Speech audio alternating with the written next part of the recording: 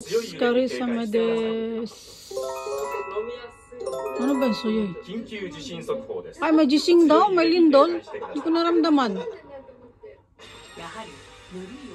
Flex ko lang yung bago kong discover. Barley. Pure barley from Japan. Lahat daw ng sakit nagagaling dito. Try natin. Ay, may balita, may gising daw.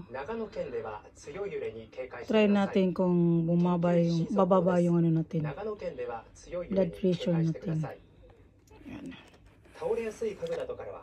Then, meron tayong prutas, juice, at saka vegetable juice. Inumin natin. Ang bata. Imichak! Uy! May lindol daw. Hindi ko naramdaman. Drink na tayo. I-mix natin. Buksan natin. Ang laman nito 40. Nakaganito na yun. Ganito na. Ayan o. Isang timplahan lang siya. Ito yung mabinta dito. Kasi pure na ano dyan. Pure na juice tsaka vegetable and fruits gimix. Lagay natin.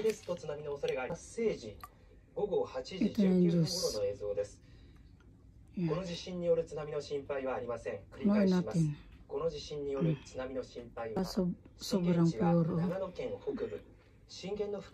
Hindi, nilagay natin yung barley powder natin. Ito na. Yan, powder lang siya. Pwede rin siyang inumin na tubig lang na maligam-gam. Simutin natin. Then, ihalo natin. Halo natin. Kailangan talaga medyo mainit eh. Halo ko muna. Guys, ito na yung hinalo ko siya. Dapat talaga magaligam-gam. Kasi pag malamig, nagbuo-buo. Pero pag gusto nyo ng malamig-lamig, ayan, ihalo nyo lang. Kaya nag-juice ako kasi ang daming benefits nitong juice na to. Pwede rin gatas. Kaso lang, ang gatas, hindi rin masyadong healthy ang gatas eh. Taba din yun eh. Kaya pwede rin yung mainit na tubig lang. Nasa inyo. Sa akin kasi, lagyan kong juice, kaya plain na tubig, minsan gatas. Itadakimasu. Kasi ito natikman natin. Sarap. Sarap. Nakatatlong inom na ako nito. Try natin kung mababa yung blood pressure natin. Ang sarap. Haggard siyang lula niya. Galing sa trabaho, hindi pa nakabihis. Naglakra yung busi, yung sa sombrero ng trabaho na yung sombrero kami dito. Naglakra.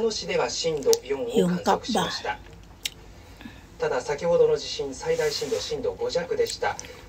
Ay, mukha ko na mula-mula dahil sa ginamit ko na pang beauty.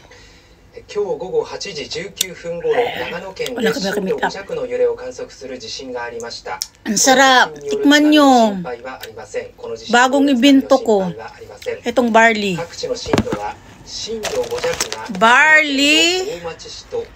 with juice, orange juice with vegetable. Ang sarap! Bukod sa masarap, marami pang benefits. I-search nyo sa Google yung barley. Ano mga benefits. Ang sarap talaga! Yung juice ko wala siyang sugar. Pure siya. Ubus ko! 40 lang ang laman nito. Nakaganito na. Pwede ako magdala pag umuwi ako ng Pinas. Tanggalin ko lang tong yung box. Kasi ma-space ang karton eh. Yan o, tanggalin ko. Kaya kung sino may gusto, mag-order na kayo sa akin. Okay? Bye!